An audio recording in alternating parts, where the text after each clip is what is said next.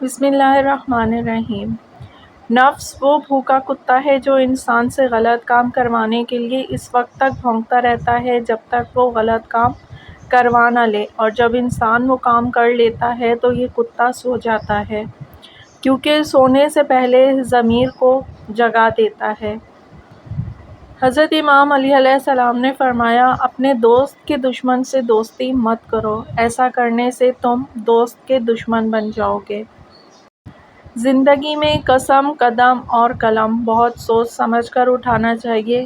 الفاظ ہی سب کچھ ہوتے ہیں، دل جیت بھی لیتے ہیں اور دل چیر بھی دیتے ہیں۔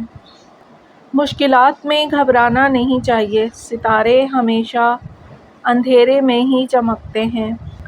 جو غلطی نہیں کر سکتا وہ فرشتہ ہے، جو غلطی کر کے ڈٹ جائے وہ شیطان ہے، جو غلطی کر کے فوراً توبہ کر لے وہ انسان ہے۔ اگر خوش رہنا چاہتے ہو تو نہ کسی سے امید رکھو اور نہ شکوہ کرو۔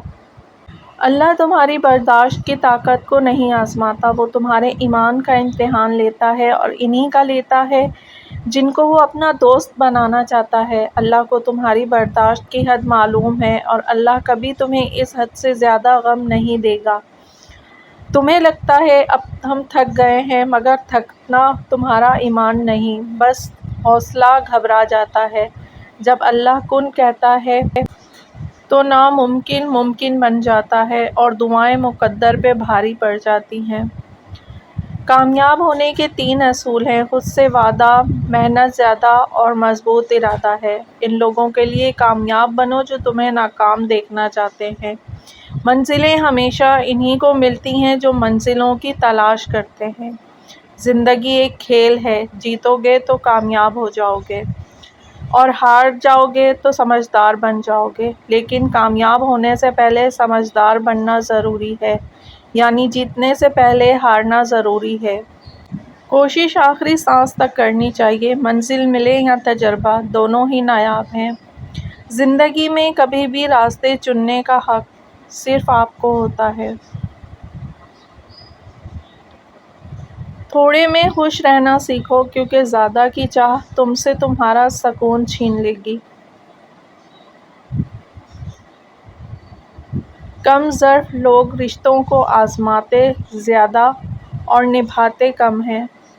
جب مجھے پتہ چلا کہ محل کے بستر اور خالی زمین پر سونے والوں کے خواب ایک جیسے اور قبر بھی ایک جیسی ہوتی ہے تو مجھے اللہ کے انصاف پر یقین آ گیا۔ بے زبانوں سے بھی ہمدردی کرنا نہ بھولو، یہ بغیر لفظوں کے دعائیں دیتے ہیں۔ پرخلوص لوگ بہت مشکل سے ملتے ہیں، ان کی قدر کیجیے جو آپ کی خوشی میں مسکرائے اور آپ کے غم میں آپ کا ساتھ نہ چھوڑے۔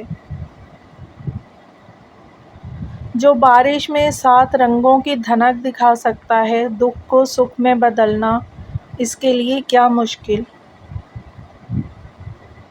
ہم اس بد نصیب معاشرے کا حصہ ہیں جہاں حسن کا معیار گورا رنگ اور عقل کا معیار انگریزی زبان ہے۔ بڑی بے سکون تھی زندگی، پھر اللہ پر یقین مضبوط ہوا کہ اللہ جو کرتا ہے بہتر کرتا ہے، اور اگر وقتی بہتر نہ ہو تو ایک وقت آتا ہے کہ سب بہترین ہو جاتا ہے۔ بات صرف پختہ یقین کی ہے۔ جب دل اللہ کی رضا میں راضی رہنے اور شکر کرنے کی عادت ڈال لے تو سکون مقدر بن جاتا ہے۔ ہر چیز کا صدقہ ہوتا ہے، اور عقل کا صدقہ یہ ہے کہ جاہل کی بات سن کر برداشت کرنا۔ آج کل تو رشتے دار ان لکڑیوں کی مانند ہو چکے ہیں جو دور ہوں تو دھواں دیتے ہیں اور اکٹھے ہو جائیں تو آگ لگا دیتے ہیں۔ یہ بات صحیح ہے کہ جتنا ہم ٹھوکر کھا کر سیکھتے ہیں، اتنا کسی کی نصیحت سے کبھی نہیں سیکھتے۔ بہترین رشتہ وہ ہے جو آپ کے عیب جان کر بھی آپ سے تعلق ختم نہ کرے، اور بے شک یہ رشتہ آپ کا اللہ کے علاوہ کسی سے نہیں۔